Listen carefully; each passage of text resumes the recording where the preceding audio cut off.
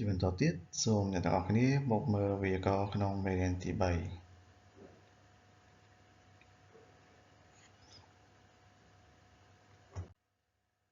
យ្យាករណ៍ទី1វេយ្យាករណ៍ទី1គឺបង្ហាញអំពីទីកន្លែងដែលមានទម្រង់កូកូវ៉ានាមទីកន្លែង des អញ្ចឹងក្រៅពីកូកូយើងអាចប្រើសូកូឬក៏អាសូកូជំនួសក៏បានឃ្លានេះគឺមានន័យថាទីនេះគឺជាទីកន្លែងណាមួយឧទាហរណ៍ここは教室ですមានន័យថាទីនេះគឺជាបន្ទប់រៀន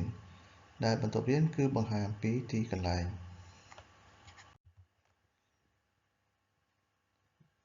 ឥឡូវនេះសូមអ្នកទាំងអស់គ្នាមកធ្វើលំហាត់អនុវត្ត A1 ហើយនិង B1 ទាំងអស់គ្នា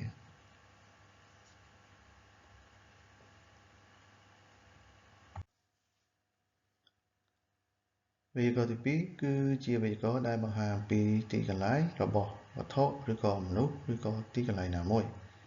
ដែលមានទម្រង់នាមវ៉ាកូកូសូកូឬក៏អាសូកូ ですឧទាហរណ៍トイレはあそこですដែលមានន័យថាទីកន្លែងដែលជាបន្ទប់ទឹកហ្នឹងគឺនៅទីនោះ電話はここですឃ្លានេះមានន័យថាវត្ថុដែលជាទូរស័ព្ទគឺនៅទីនេះ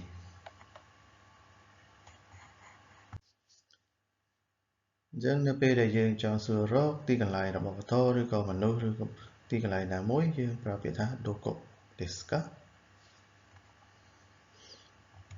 ឧទាហរណ៍トイレはどこですかឃ្លានេះគឺមានន័យថាតើបន្ទប់ទឹក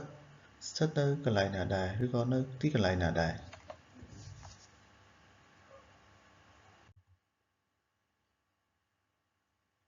សូមអ្នកទាំងអស់គ្នាធ្វើលំហាត់ A2 ហើយនិង B2 សាកល្បងទាំងអស់គ្នា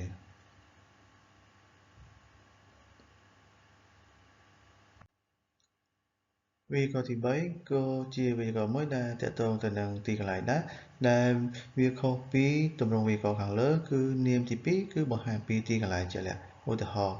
នៅភោជនីយដ្ឋានឬក៏នៅសាកលវិទ្យាល័យឬនៅទីកន្លែងណាមួយដែលខុសពីខាងលើគឺគ្រាន់តែបង្ហាញថាទីនេះទីនោះឬក៏ឯណោះតែប៉ុណ្ណោះ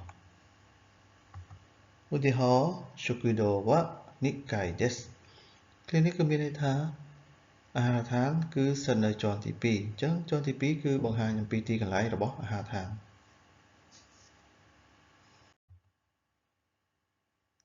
ឥឡូវនេះសូមធ្វើលំហាត់អនុវត្ត A3 ហើយនិង B3 ទាំងអស់គ្នា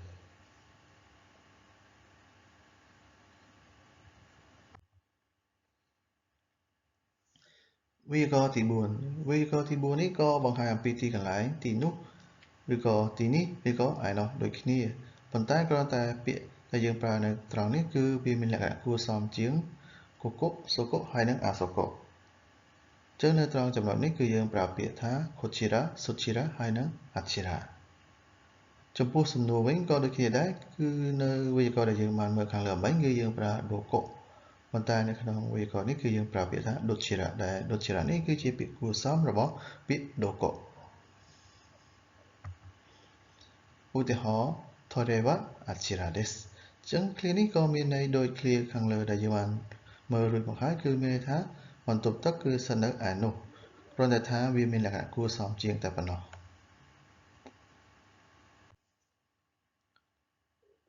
ឥឡូវនេះសូមអ្នកទាំងអស់គ្នាធ្វើលំហាត់អនុវត្ត A4 ហើយនិង B4 ទាំងអស់គ្នា